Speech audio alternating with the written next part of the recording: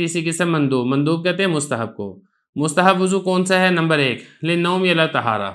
جب آپ رات سونے کے لیے بستر پر جا رہے ہیں تو مستحب یہ ہے کہ آپ باوضو سوئیں، پاکی کی حالت میں سوئیں. یہ مستحب عمل ہے.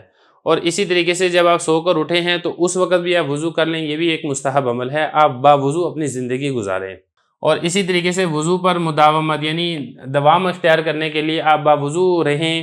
جب آپ کا وضو ٹوٹ جائے آپ وضو کر لیں، یہ بھی ایک مستحب عمل ہے. اسی طریقے سے آپ کا وضو ہے، آپ نے اس کے اوپر اور وضو کر لیا. دیکھیں آپ نے وضو کیا ہے، وضو کرنے کے بعد آپ نے اس سے نماز پڑھ لی ہے.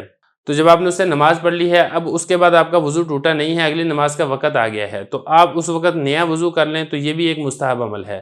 لیکن اگر آپ نے وضو کیا ہے، آپ نے اس سے کوئی نماز وغیرہ نہیں پڑھی ہے، تو اب دوبارہ آپ وضو نہ کریں، کیونکہ یہ اس وقت مستحب عمل نہیں ہے. تو یہ فرما رہے ہیں کہ وضو کے اوپر وضو کرنا یہ بھی مستحب عمل ہے. حدیث مبارک میں اس کو نور علی نور کہا گیا ہے.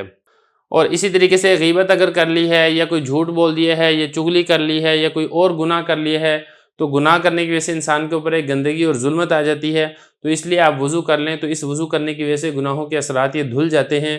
اور حدیث مبارک سے یہ والی بات معلوم ہوتی ہے کہ صغیرہ گناہ جو ہیں وہ تو اس وضو کرنے سے بھی معاف ہو جاتے ہیں، اور باقی جو کبیرہ گناہ ہیں اس کی جو ظلمت اور ناپاکی ہے اس کے دور ہونے میں بھی وضو کرنے سے مدد ملتی ہے. تو اس لیے آپ یہ وضو کر لیں.